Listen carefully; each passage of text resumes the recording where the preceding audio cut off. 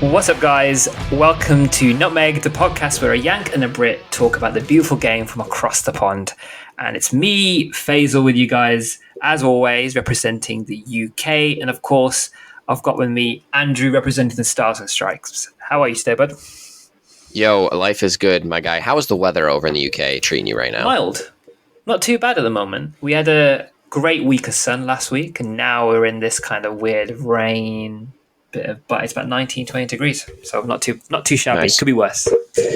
Yeah, happy second or third day of fall officially now, because we're actually getting into fall weather. Leaves are starting to change here in Ohio, so it's about that time, which means we're like in the epitome of soccer time, because like all the leagues are happening all around the world. A lot of good stuff going down, including Champions League things. We're going to be talking about a lot of it. So Faisal, where you want to take us? Yeah, I was about to say, we are in that autumn, the 6 games of Premier League. We've got the Champions League up and running as well, so some really good things. We have the Bundesliga in full force. We'll come into that as well. So exciting things to kind of discuss in this particular episode.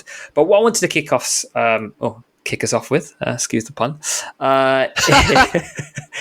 is I think we have to really talk about 8 different goal scorers.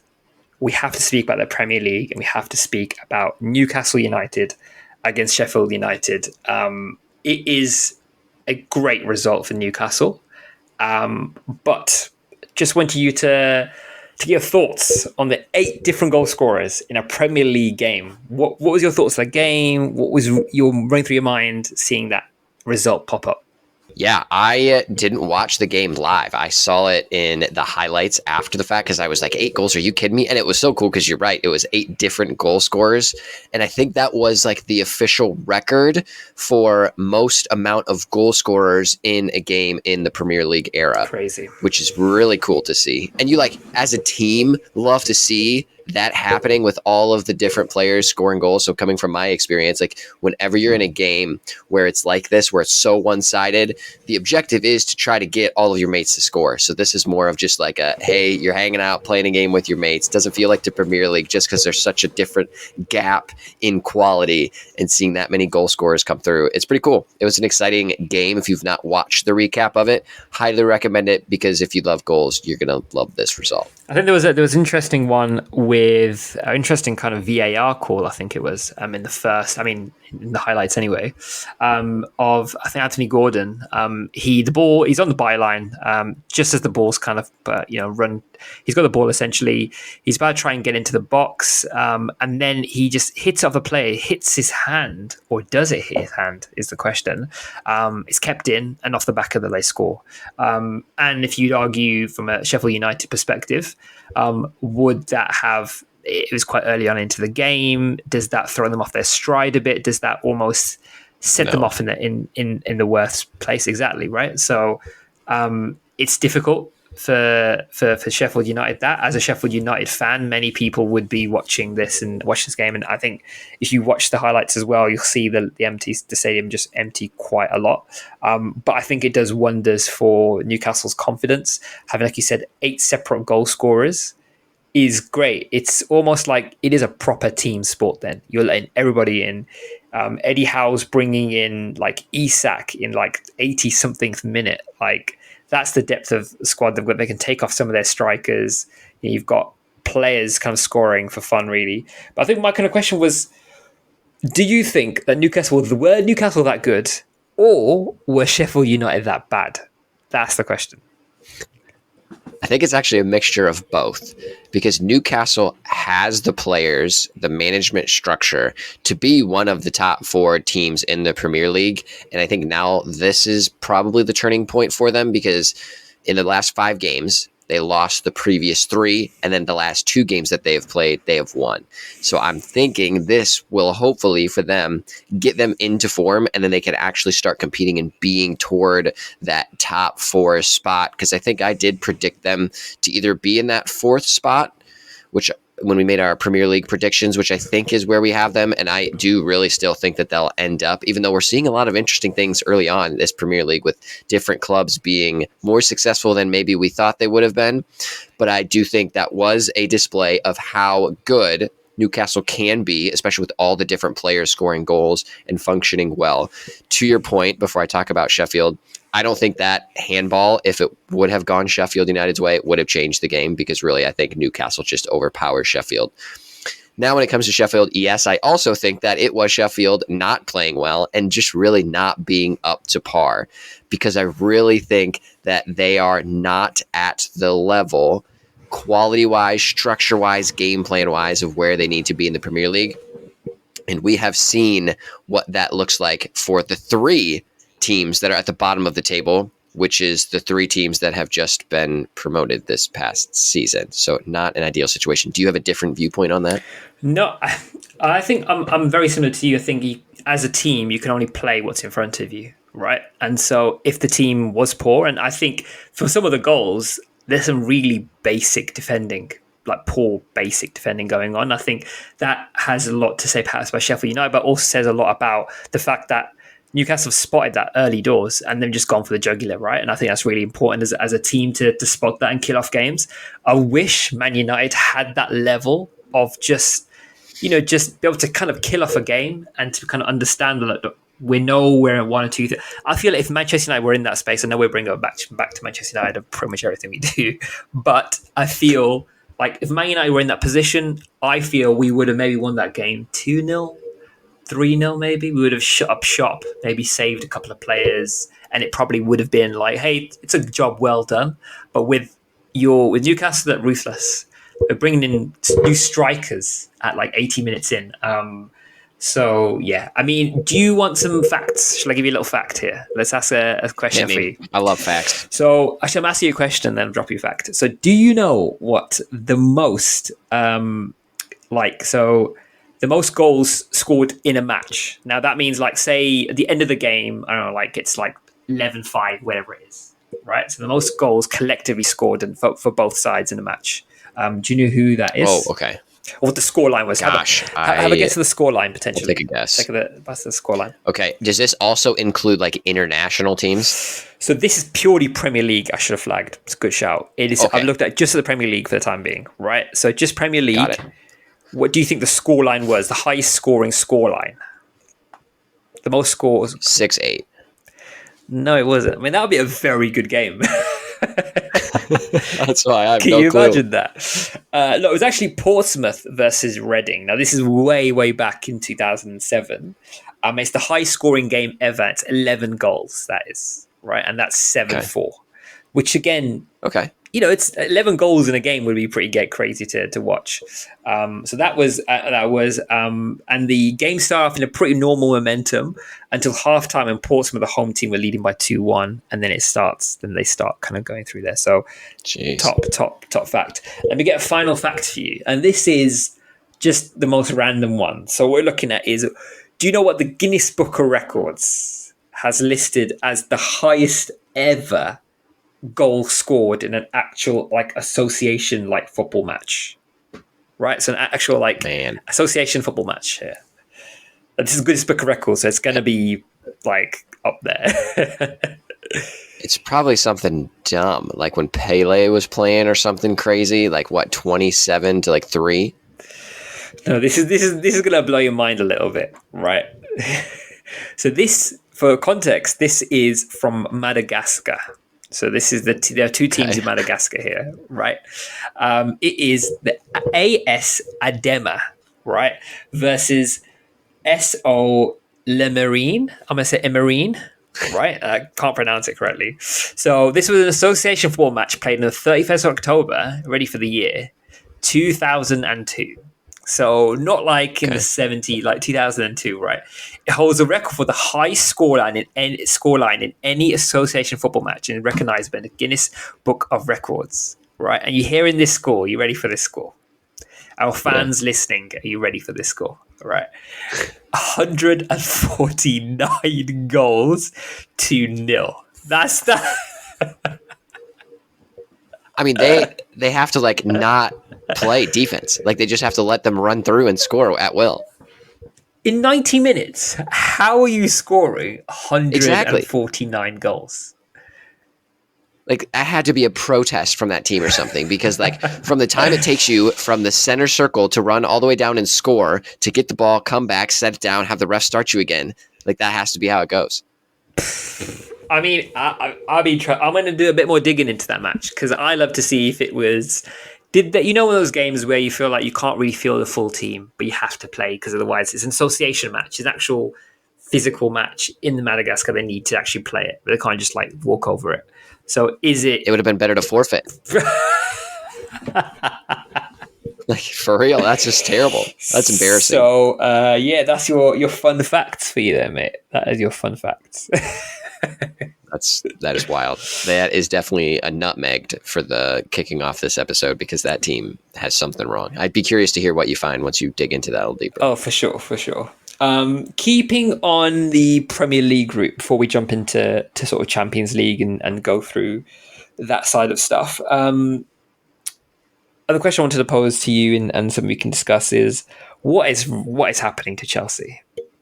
I think the way I wanted to word it was, how do you deal with a problem like Chelsea at the moment? What would you do if you're Pochettino right now? Let's just pose that question to you right now. You're Pochettino, you've got, it's a new manager, granted, you've got some of the world's best players, arguably, in your team. What are you doing with that? How are you digging your team out? I mean, that is so tough for Poch, because I don't think any of this is Poch's fault. I don't know if anyone would think that either. He's a new manager coming into an absolute terror show because there's no structure. No one knows what is happening. Todd Boehly at the top has no ability to create some type of sustainable footballing product, which is disappointing. Which, I mean, hey, if you're rich and you just want to throw money around and do whatever you want, I guess, hey, like, live your life. But that is the problem for me. Overall, the club has zero structure and no game plan when it comes to recruiting, transfers, management of the club. So that is the issue. Now, before I dive in and give Poch some advice, let me read you what Bard says.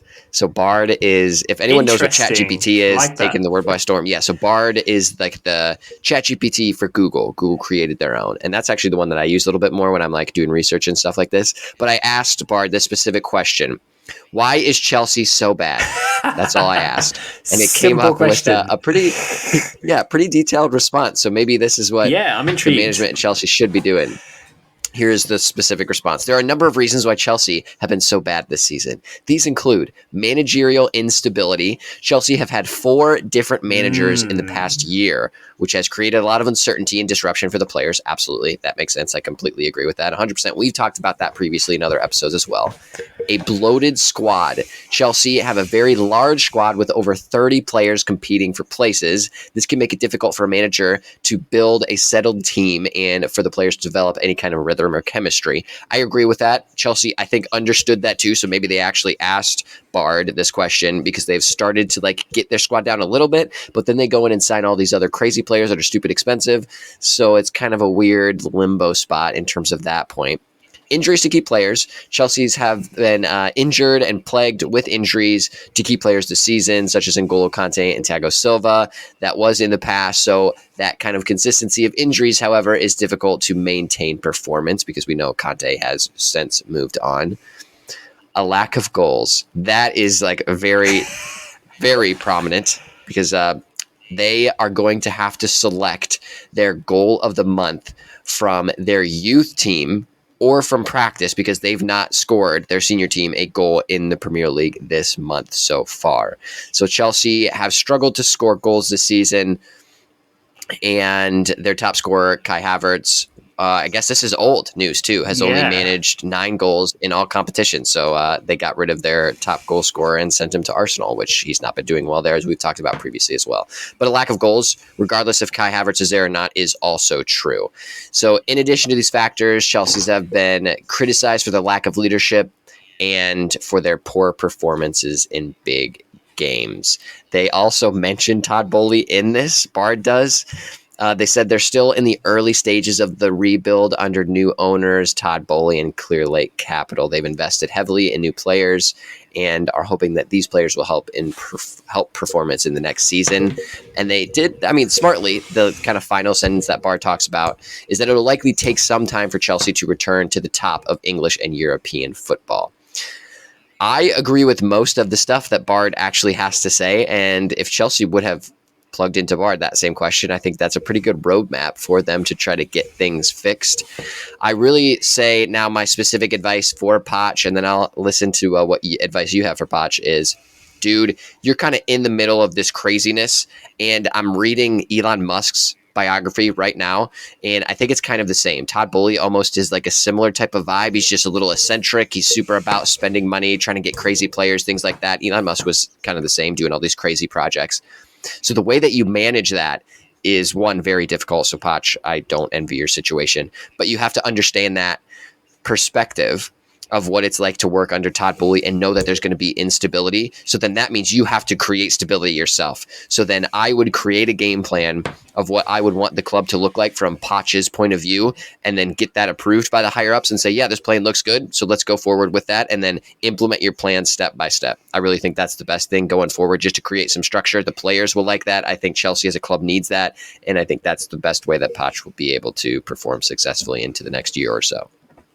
Love that. I mean, I'm loving this little link into Bard. I think absolutely we might to add in to the podcast each time we do this. I think it's really interesting little breakdown, because I agreed with pretty much all of that sort of stuff that Bard came up with. It makes total sense from Pochettino's perspective. The key one that stood out for me was the bloated squad element, and I think that has always been a problem with maybe a lot of teams that think they've kind of done well. They've got a lot of money. They'll kind of bring in players that think will do well in the Premier League overall, but it just doesn't. They don't have hit the ground running. I think there's a couple of things. I think Chelsea are an interesting one because I feel they've got such high expectations for a club, which has got a lot of money as well, but they're just not playing the way they probably a team of that level and the amount of money they put in should play. They've got players. I also don't think they've got an actual. If Pochettino, I don't think he's actually got a first team that I think he can go and nail down and go, that's my team. Do you know what I mean? I think that's a problem particularly with Manchester United as well, and we're seeing that in the games that we're seeing. There isn't that consistency of game in, week out. Like I think we've got there's Nico Jackson, who is their player, who's the player up front. He has now got a game ban because he's got 5 yellow cards, so he's out for the next game. You also have the Malo Gasto, I think he was red carded over the weekend, so he's out again, a couple of match bans. So there's a lot of players that are like now more and more slipping. There was that little up bit that potentially that Raheem Sterling had, and everybody thought potentially is Raheem Sterling going to come into his own place now. So it's an interesting one to kind of pick apart. But what I wanted to flag before I jump into the side is I just want to run down a couple of fixtures which could be an interesting time.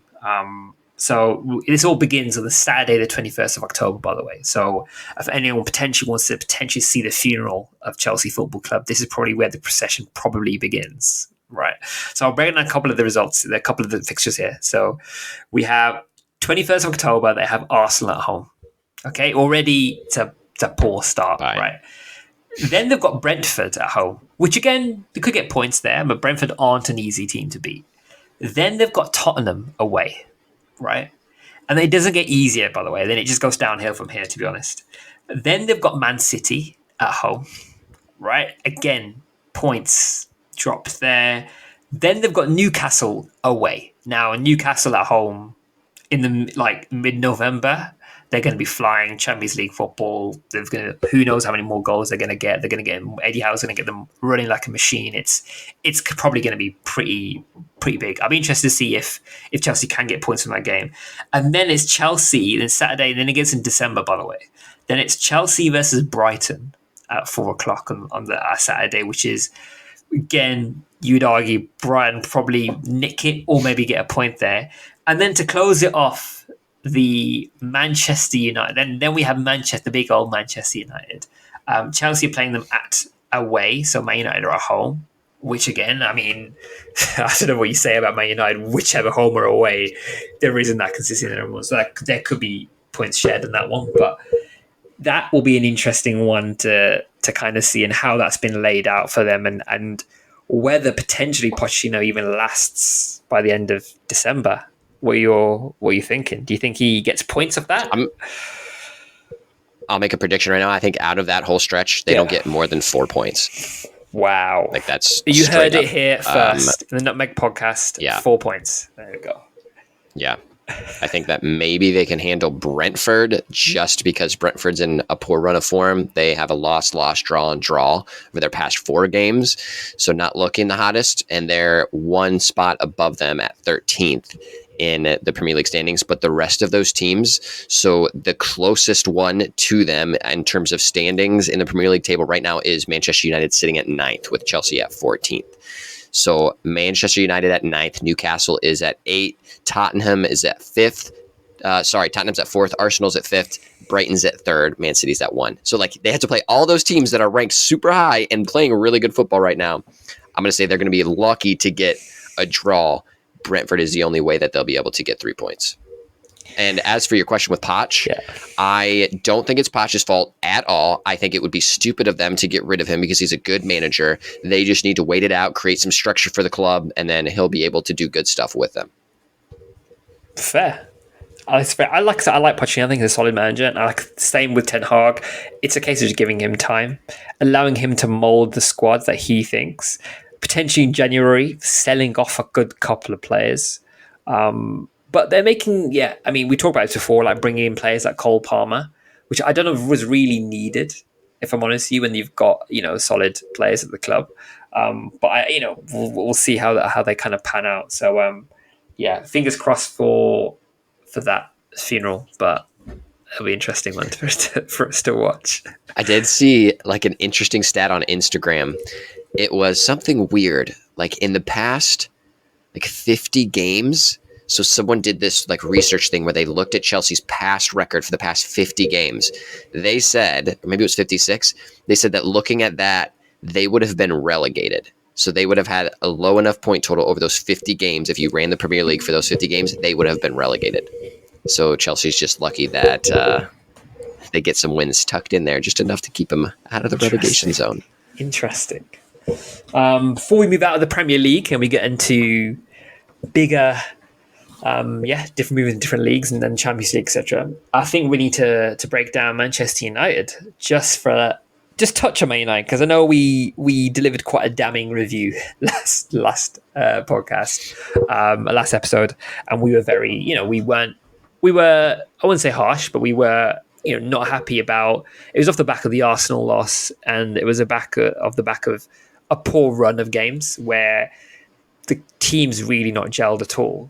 But we on the past 2 games, we've seen, granted, Burnley 1-0 probably wasn't good enough. And if you're City, you're probably breaking that down, maybe 3-0, 4-0. That's one thing. But then the star of the show, Amrabat, in yesterday's performance against Crystal Palace. Granted, it was a Crystal Palace team in the League Cup, but a solid 3-0 win there. What do you make of Amrabat in that game? Because for me, I think we're going to win the league. I'm just going to throw that out there. Spoken like a true Man United supporter. Did you see him? I don't. What's your take on Amrabat? What? I think he's a good player, and I'm excited to see how he'll develop under Ten Hag, especially because they both have that bald energy. So I'm hoping that chemistry will be there. He does look like a solid player overall. So I think that if he can mesh well with the club, which is kind of tough right now because the squad is still a little bit confusing. I don't think players are played in the right positions, but I do think that he is a good player and looks like he has the skill enough to be a solid defensive midfielder in the Premier League, especially one of those players that can connect your defense to your offense, which I talk about so much because you really need that transitional player, especially in the current way that football is played in the Premier League. So I really think if he gets the right type of coaching and can really find his type of game that he played at Fiorentina, I think that he really could be a good player. But with that all being said, I don't fully know if Manchester United, in the current state of the club, I don't know if he'll be able to find what he needs to find to be able to do that, because similarly to Chelsea, thankfully not as of a train wreck as Chelsea is, Man United still don't have that like kind of structure that I've been talking about what Chelsea would need. Man United needs the same thing. I don't think they're going to get that until the club is sold, which doesn't look like it's going to be anytime soon. Yeah, I agree. I mean, all jokes aside, the one performance that I saw yesterday was a player that was brought into he's one of a back three, right? I get alongside Harry Maguire and Rafael Varane. So maybe there's that kind of core at the back, and he was everywhere, and I mean literally everywhere, chasing down every single ball, like playing like. Maybe like it was like a final. I don't know. His performance was just outstanding for me, and I think trending on Twitter, and rightly so. A lot of performance, a lot of like commentary on him alone was great, and it's really great to see a player now and him talking about this being a dream of his, and him, this is a club that he's worked since he was a little kid to be at this right place right now, to be at Old Trafford, to be putting in this sort of performance. So I'm excited, and I think. There was a point where he played in the midfield with Casemiro, and I saw Casemiro kind of standing back a little bit, and he assisted and scored a goal in the game yesterday. I think Casemiro is that because Amrabat's potentially unlocked him? Maybe that might be an option. But yeah, he was just immense, and I think, can he do this week in, week out? Probably not. Is he going to do that for 90 minutes? Yeah, I mean he'd be way too. I mean, he's no Kante, so he's gonna get tired pretty quickly, and he's come back from injury as well. So it'd be interesting to see him kind of take this role on more often. I loved watching him play. So fingers crossed for more games to come. I am nervous because I think he's going to get burnt out.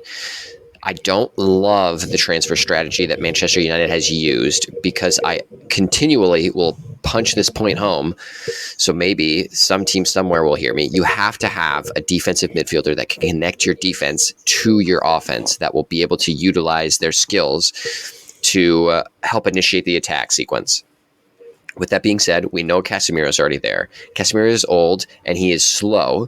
So that being said, he's going to be much more of a defensive presence and more of like a mediator in the middle of the field, because he's not going to be that box-to-box midfielder that you would potentially need to utilize. He's going to be like a number 6, just holding down the fort back there, which is probably what he prefers and what I think Manchester United would want and prefer as well. Then you can have your other 6 play in that spot as well, so kind of like a double pivot.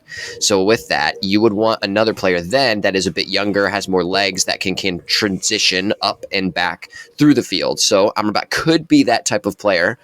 Hopefully he is, because if that is the case, then that will be a good complementary piece to what Manchester's midfield will look like. So then with that, you have to have that number 10 type of structure as well, I think, in Manchester United's game plan. I don't think that should be Bruno. I think Bruno should be playing up a little bit higher. So he's a bit more of like a creative attacker. So I think he should play in more of an advanced role. And I would like to see McTominay plugged in at that like 10, so that he can be a little bit more of an attacking midfielder, because Manchester United has just used him as a 6. They've used him as a defensive midfielder. That is not where he excels. Look at how he plays for Scotland. He scores goals. He's like the leading scorer in like the Europa League, not the Europa League, but maybe it's the Europa League. It was the leading scorer of everyone. Yeah. There we go. Yes. So of all of the teams, not just for Scotland, of everyone. So he has been playing the way that he's supposed to play for Scotland. Scotland is the only one that understands that. For all the other teams he's played for, he's been shoved in that defensive midfield spot. It doesn't make sense. He can provide so much more if he's played appropriately where he is designed and best playing, which would be in that attacking midfield role. So I think Manchester United could really tweak their formation and where they play their players to be a lot better than they are now. I don't think that will happen under our current management and leadership structure, unfortunately. So I don't have high hopes still. There are hopes are low for this Manchester United team. I look at it now per game.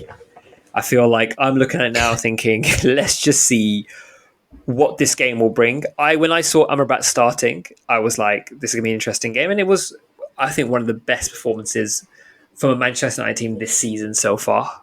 And that says a lot because it is a League Cup game and it was against Crystal Palace, who, they had a solid team out. There's no denying it. But yeah, it'd be an interesting one to kind of keep an eye on over the next season and see how it kind of pans out. It's just not fun to be a Manchester United supporter anymore. Like, it used to be fun. It used to be exciting. They used to play good football where you would go and watch a match and you don't know what would happen. There's always the possibility to win. But now it feels like you're at a depressing point where when you flip on the game, you're just trying to say, okay, let's just not do anything stupid. Like, that's not a fun way to watch football, but that's what it feels like as a Manchester United supporter right now. So I'm hoping that changes at some point in the future. I think Amrabat's addition could add that. There's hope, but not a whole lot of it at the moment, unfortunately. Very true, man. Can I jump in? Point our attention to City really quickly? The other team in Manchester, I hate them, but they have the opportunity to do something that no team in the Premier League has done, and that is to do the quadruple, is what people are calling it, winning the Premier League 4 years in a row. Question to you: do you think that will happen? We don't want it to happen, but what are your thoughts on it actually becoming reality? Like you said at the beginning, we don't want it to happen, but I think right now there is nothing stopping Man City from doing that. And that's just because the quality of football they have, there's a couple of reasons. Number one, the quality of football they have right now is very high. The way in which they're playing football, even if they're 1-0 down or even they're at a draw point, they are resilient enough to try and score goals, play in a particular way and get them to the right places. So that's number one, right? Number two, they have arguably the best player right now in current form in terms of Erling Haaland, who is right now probably the best player in the Premier League. If you play fantasy football, he has basically broken the fantasy football. Like, you put him a captain, he's scoring goals. That in itself says a lot. He's currently scored more goals at the moment than I think Manchester United as collective. I think he's got 8 goals. Man United have scored 7 goals. He scored more than a whole club. I mean, it's getting kind of silly, right? He is scoring for fun. And I think in those moments where you're in the Champions League semi-finals, for example, you need a player of that level, and he will be that player at that level. That's number 2, right? Number 3, sheer squad depth. This is what's going to take them to the quadruple, is going to be the fact that you can literally play in players. They've got a whole second squad. They can just pull out for a League Cup, for an FA Cup, for example. Like, Pep can pick out certain players, get them up to a certain standard, even if they're not necessarily first team, and still have them scoring, right? The sheer commitment they have to Pep Guardiola as a manager is beyond. They're resilient enough to take those next steps and to keep going. So for me, I think it is unfortunately wholly possible. And that is because I don't see at the moment any other club, and I mean, this is me, maybe this is a bold statement potentially, is I don't see any other club at the moment that are close to perhaps beating this potential, like this City squad. I'm looking at Bayern Munich, we're looking pretty good, but they're not doing, I mean, they're a solid team with Harry Kane. Maybe do they potentially win it? Could be a potential thing. Bellingham and Real Madrid, yeah, again, great, but they've had a bit of an up and down in the league, in the La Liga at the moment, so they're not going to fly. I think they're flying at the moment. They'll still be mixed bag. And then you look at the Premier League, the only real close competition you have is Arsenal and Liverpool, and I don't think that is. I think City brush them aside. So if you're looking at League, you're looking at FA Cup, you're looking at Champions League, I don't think many of them much competition. So unfortunately, in answer to your question, unfortunately, yes, I think that is a possibility. What are you thinking? Well, right now I'm thinking that they're losing in the league. We're in the 90th minute here, and Newcastle is beating them 1-0. So we'd love to see that. So hopefully that game does come to a conclusion. Can you imagine that? It's in the 3rd round of the EFL Cup right now. So loving that. It's a goal from Alexander Isak, our boy. Love that. So hopefully that result holds. If that holds, then what exactly I've said now, we'll just edit out completely. And just edit where I say quadruple to maybe they can get the triple. They can go for the 3 potentially again. Yeah. But I think for the quadruple in terms of winning the Premier League 4 years in a row, I do think that is on the table. However, I'm going to tell you right now, it's not going to happen because the Liverpool will stop them, and Liverpool will win the Premier League this season. Liverpool are That's my not prediction I stopping them. made from the very start.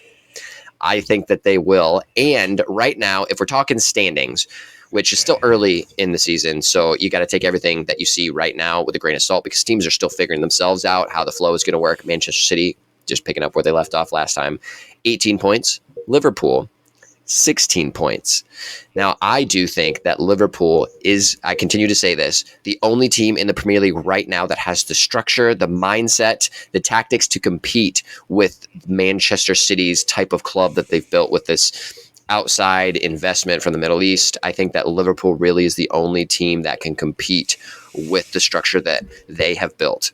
So that is why I think that Liverpool will end up, hopefully this season, having the edge and beating them out for the Premier League title. I think it will come down to like the final game weeks, but I really do think that Liverpool, if they continue to play how they are, it looks like they've kind of figured things out. Hopefully they can keep that consistency.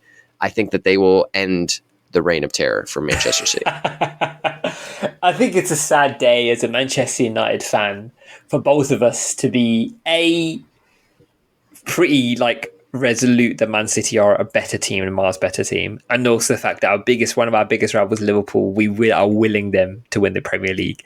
It's a sad case of events, isn't it? And I love how it's encapsulated on this podcast right now is how aware as a Manchester United fan at probably our lowest.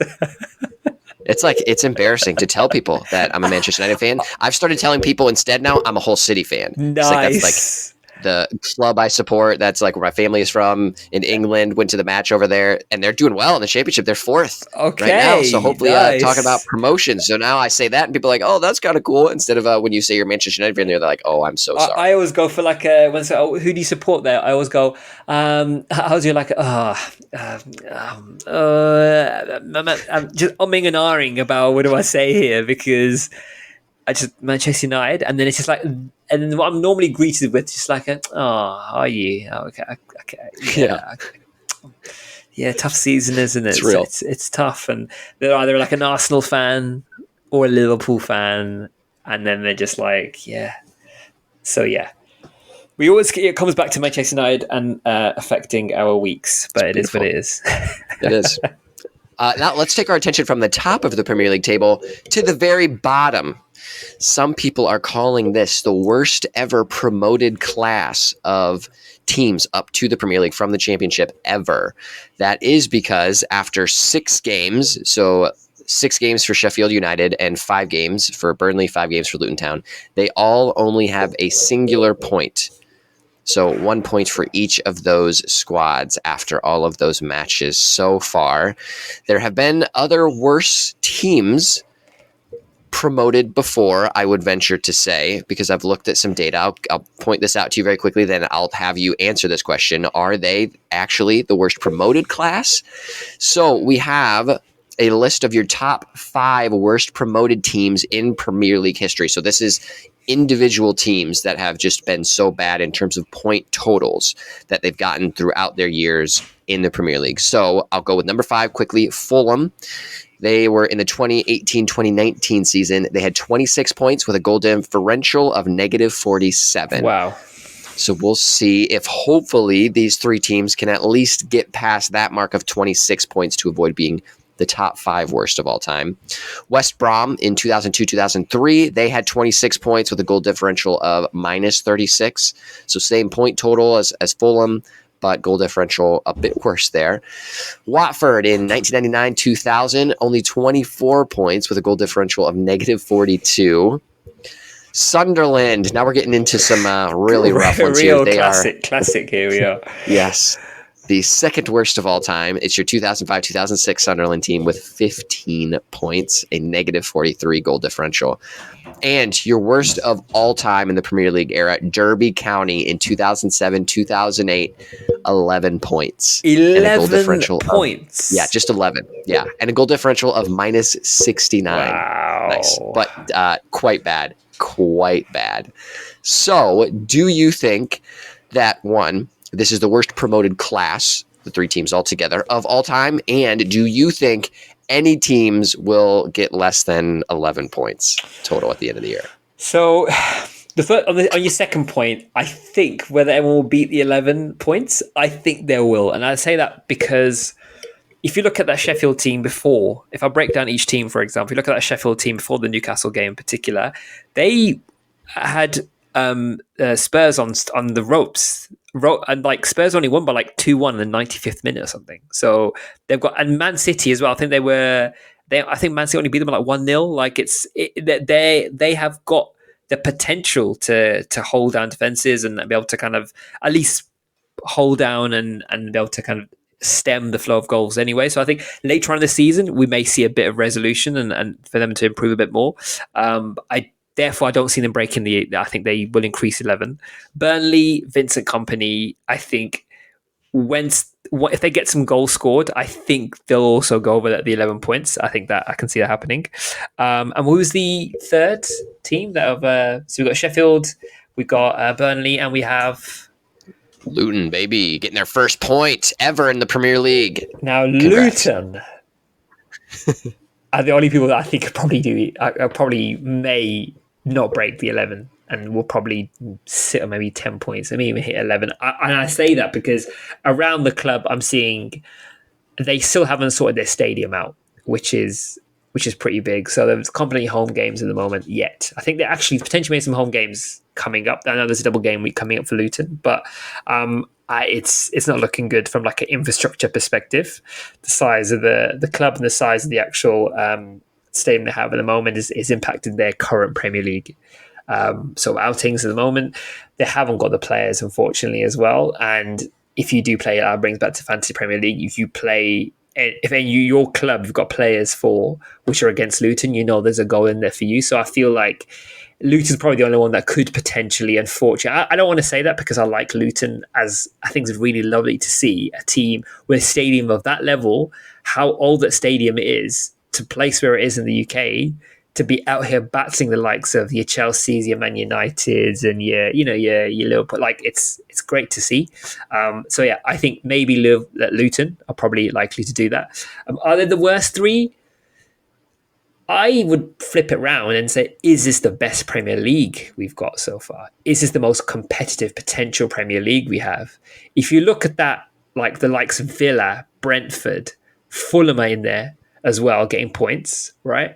You're looking at West Ham, like these teams which are... Everton won the other day, and that goes to the back of what I said previously. So I think maybe it is the fact that the Premier League has just gotten better. And I think that these clubs perhaps that maybe would have nicked a point or two now aren't doing that because just clubs have done better work in the transfer market. They're more competitive in that 4, 5, 6, 7, 8 kind of like top to middle table, and they're performing better. So I would say, yeah, I mean, I'd probably say it's probably the better Premier League than them being the worst of the class of the promoted teams, really. They are pretty poor, though, and I think you'll see that as the season goes on. I think they'll improve, but I think there's probably worse promoted teams out there. What are your thoughts? I would agree. I think the parity in the Premier League now is better than it's been before because now there are different teams that are starting to do super well consistently. So we're not seeing just the typical big 6 dominate all the time, which is great. So there is a lot more talent kind of spread throughout the Premier League. And I would say year over year, the Premier League gets more and more competitive because it's still the top league in the world. It brings in the highest level of competition. So that certainly does make it difficult for promoted teams. I will venture to bet, I tried researching this, but I haven't found any data quite yet, that at this point in the season, if there have been worse 3 teams that have been recently promoted in terms of points that they've accumulated so far, I'm going to bet that this is probably the worst at this point, with each team only getting 1 point so far. However, I don't think that they'll end up being the worst of all time if someone eventually will calculate that at the end of the season with points of previous like historical data and things like that. I also think that Luton is kind of getting a bad rap just because they have had a very difficult schedule to start things off. So they played Brighton, Chelsea, West Ham, and then Fulham and Wolves. So like that's a fairly competitive early schedule to start off with, and Wolves is where they got their first point. So I think just jumping into the Premier League and then having to go against some of those bigger squads that are playing really well, that's tough for them. I think as their schedule kind of evens out a little bit, they'll start to get a little bit more points added to that total for them. I don't think anyone anytime soon will hit the under 11 mark. That's going to be a tough challenge to do, because I do think, like you're talking about, the Premier League gets more competitive. So that will ultimately lift up the competitiveness of the teams at the bottom as well. And if it does come around time to the transfer market when it's in the winter, if they need to add some reinforcements, I think it will be easier for them to do as compared to other teams in other leagues, because players want to play in the Premier League. Okay, so let's move over to the Champions League, from the Premier League to the Champions League. Now, I'm sure we all know the results that have happened over the past week or so. Some interesting results. Speak about the Manchester United 4-3 against Bayern Munich, but then we'll probably be here forever talking about that game. Some fair, no real upsets or any kind of shockers. But one thing I wanted to flag and to get your view on was goalkeepers.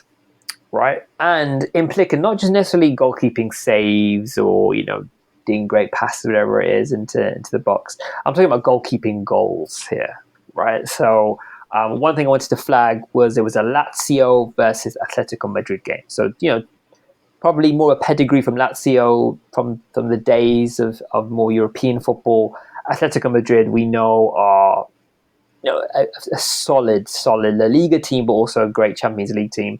But it was a shining moment for one particular goalkeeper here, and it's an interesting one from like a goalkeeper perspective, and how I can imagine how it's going through his mind. So we have a great keeper here called Ivan Provedel, who is a Lazio keeper, and he was the unlikely saviour of Lazio here. So I think it was 1-1, and he has got a ball comes in, and I think it was 2-1, and he's actually scored the second goal to keep his team Lazio to draw 2-2, which is great. So the ball kind of comes in, and he's got his head on it, and it's a great goal. And you can imagine that, and that was within 94 minutes on the clock there.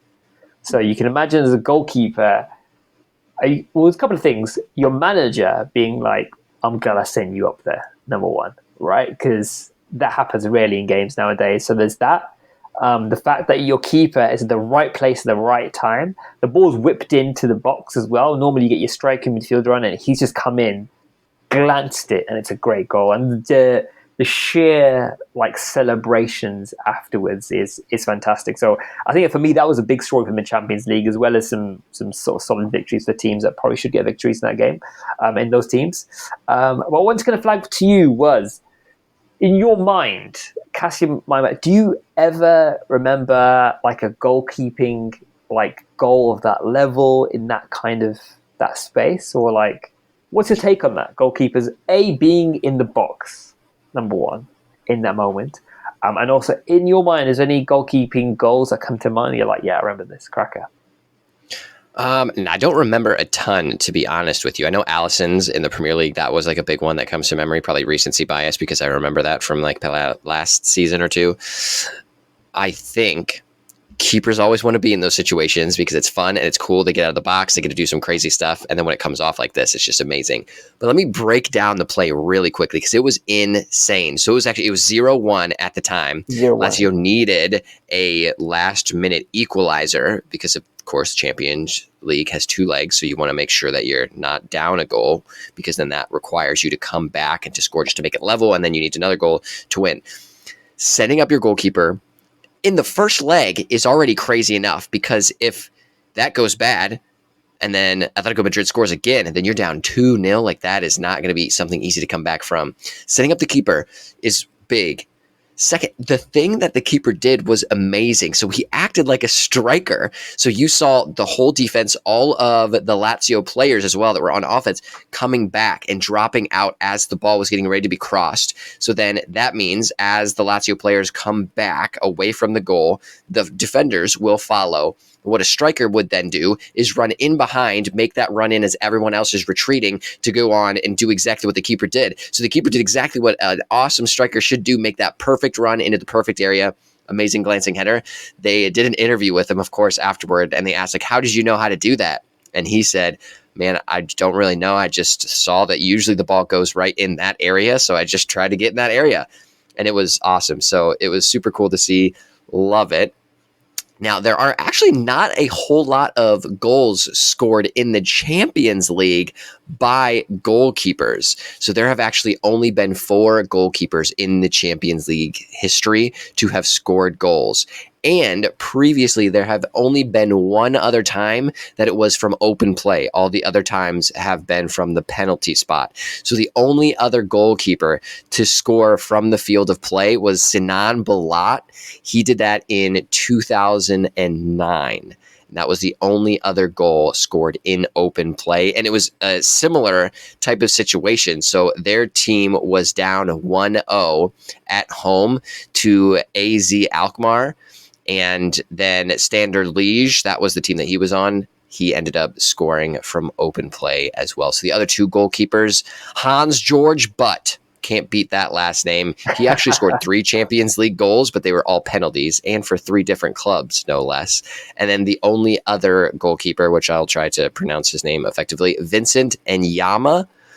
So that was the only other keeper to score, and his was a penalty as well. Wow. So not a whole big track record of goalkeepers scoring goals in the Champions League. So when it does happen, you love to see it. Love to see it. And I can't imagine how that goalkeeper is going home thinking, right, I've just brought my team back. So you are the last line of defense. You're saving the goals to go from there to scoring the goals, because nowadays keepers saving a cracking shot is as good as a goal for some teams, right? And be able to kind of do that and be able to actually physically score, it's fantastic, and it's a great experience for a keeper of that age as well, which is great to see.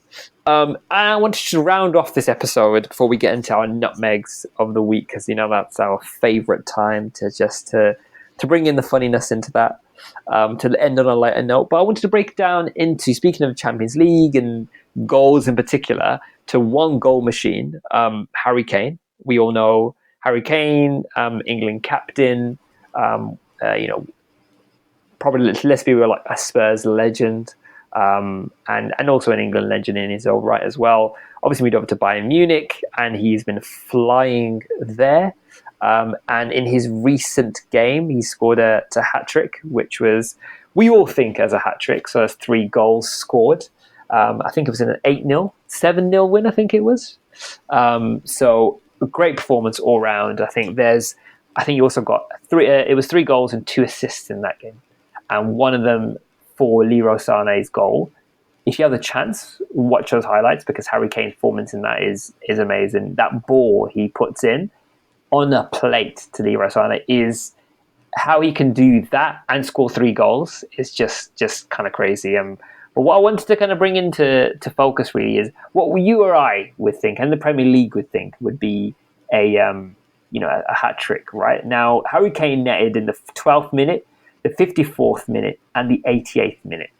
Right now, the issue is in the Bundesliga, the official dictionary, right, the German hat trick, is in its purest form. And it's listed, and it's a German term which refers to, I'm pronouncing it awfully here, so any German listeners, that's apologies. Lupenrein, which literally means like flawless, which is like to basically have to qualify as a hat trick has to be like a flawless hat trick, and what's defined as like a flawless hat trick has to be 3 consecutive goals, but in the same half of football. So, interestingly, I mean, this probably could be a nutmegged, if I'm honest. Yeah. Interestingly, the fact that it was considered not a hat-trick from a German Bundesliga perspective is an interesting one, because he scored 3 goals. You think that he'd take the match ball home. But, yeah, things are different when you're in the Bundesliga now, according to the Bundesliga team. So, I mean, would you make of Kane's start to German football? And would you make of this weird rule here we've got here, the Bundesliga? I figured his start would be what it is now. I knew he was going to be successful. He's a great striker. He's probably the best striker in the world right now. So it was sad for Tottenham to see him leave, even though they're doing well. It would be interesting to see if they would be doing as well if they would have kept Kane with their current roster. I would venture to say yes, but yeah, I expected him to do big things at Bayern as well and still to be a great player. And Bayern is still kind of structured the way that they were when they had Robert Lewandowski, and Kane plays a similar way that Lewandowski does. So I expected it to be a pretty good transition. That is a weird rule, though. The specifics of needing to score in one half 3 goals. That's a hat trick is hard enough as it is. That just makes it even more unnecessarily hard. And that sounds like something American sports would do. They would take like a rule that makes sense and normal, and then they would take it and Americanize it to make it something weird and different. So at least it's not America's fault this time. So thanks, Germany. Appreciate it. There's always that thing about the perfect hat trick, right? Which is the header, your left foot, and then your right foot is what people consider as the perfect hat trick. I mean, for me, 3 goals in a match is a hat trick. It's given, right? Like the fact that, but also the fact he's assisted 2 goals and scored 3 goals in a 7-0 win is crazy. So, yeah, hopefully we'll see more hat tricks. I think as a striker, then I can feel Harry Kane going, well, I'm scoring 3 in one half now. Like, I mean, he's penalty king. He's amazing at taking those penalties.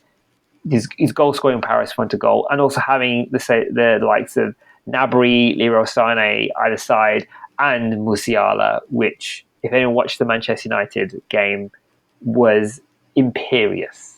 Honestly, incredible player. Absolutely incredible player.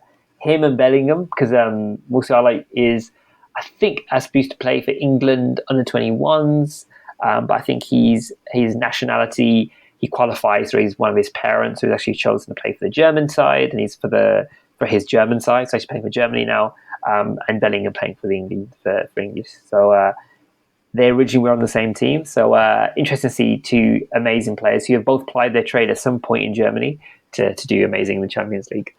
Now let's take us home for another episode. Andrew, what are you thinking? Let's hit us with your nutmeg of the week. Let's go. All right, it's kind of a double nutmeg because it's for the same player. So we're talking about Mudryk. He is one of Chelsea's more recent-ish signings, a winger. He looks like he would be a good player. So like when I envision like a good attacking player, I envision like Mudryk, like the way that he looks, his body shape, the way that he plays, his style. Hasn't had the best start to his life at Chelsea. And I'm actually going to be mentioning things unrelated to his playing experience, unfortunately. So the first nutmeg of his is his form is not super great. So Pochettino had a plan.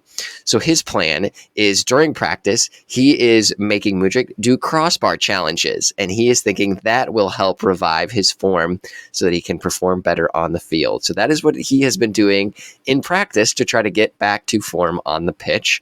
Interesting. Funny, unique. That's what I do for YouTube videos. I just kick a ball at a crossbar and try to hit it before the other people do.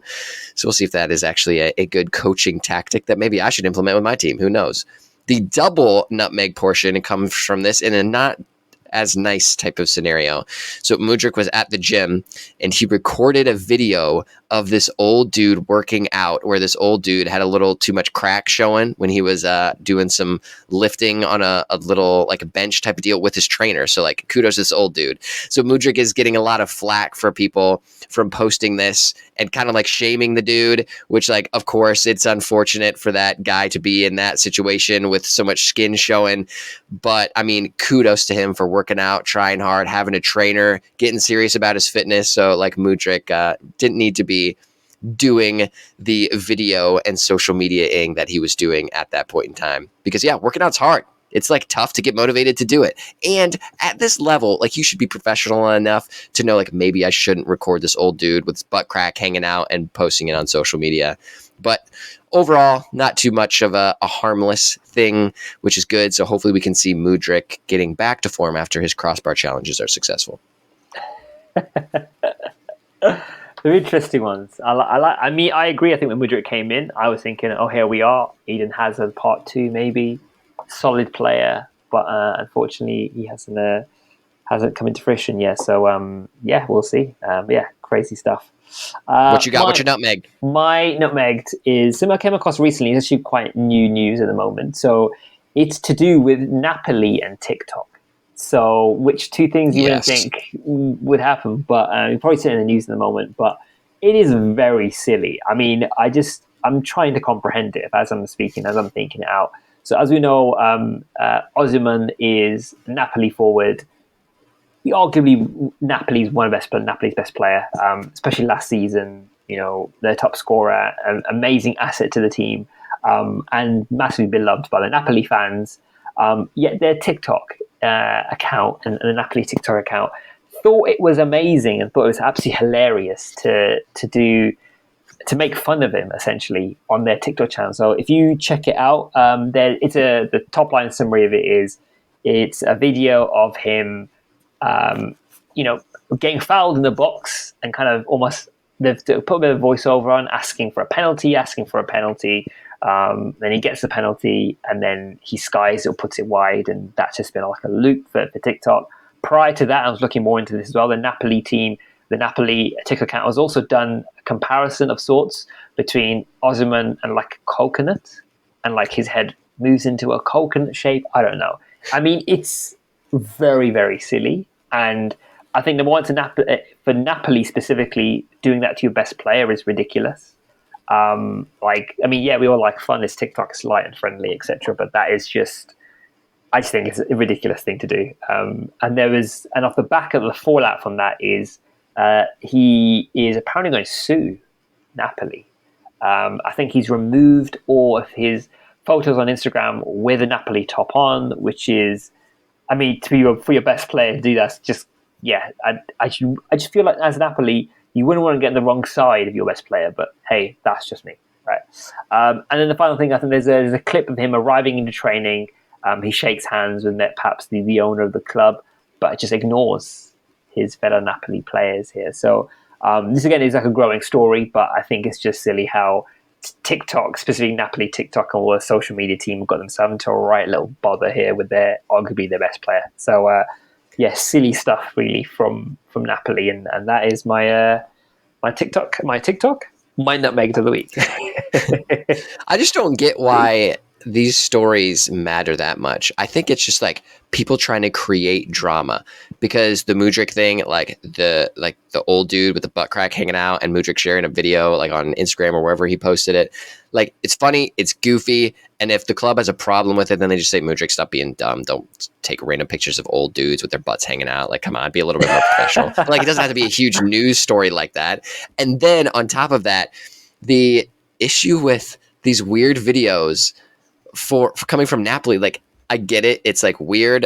They were not like well edited or anything too. Like, they're kind of cringy. Like, I would not suggest a team publish that type of content because it's not very good. But then at the same time, like, I would not have guessed Osimhen would have been this angry about these things because they're like just weird. So I'm surprised that he's getting so angry. That just makes me think that he wants to get out, and maybe Napoli doesn't want him to leave. So he's going to maybe try to force it now because of this. Because I just think the reaction to what happened doesn't really make sense. But hey, live your life, I guess. You can sue anybody for anything now. Yeah, I think that's a fair assessment. I think maybe from what I heard as well, there was question marks about him coming in. There was question marks about him this summer, whether he'd be in the transfer market up and down. But I think maybe also potentially it's the straw that breaks the camel's back. Maybe he's not enjoying his life as well, like you said. And these videos now, I think maybe it's come from a place of like, maybe we want you out. But we also know, I mean, I don't want to necessarily bring race into this, but we know the Italian Serie A team, Italian Serie A and black players isn't historically well. They aren't historically well they're not basically being massively supported there. So maybe that's part of that as well, potentially. But all in all, you just don't do it to your best player. I just feel like it is really shooting yourself in the foot. Silly stuff. That brings us to the end of another cracking episode from the Nutmegged podcast. Massive thanks to Andrew again for joining us, as usual. Andrew, any final departing words from yourself? Last departing words are, I know we don't talk about the Major League Soccer era what's happening over there too often because there's not too much to talk about because it doesn't have promotion relegation, which makes it not as cool.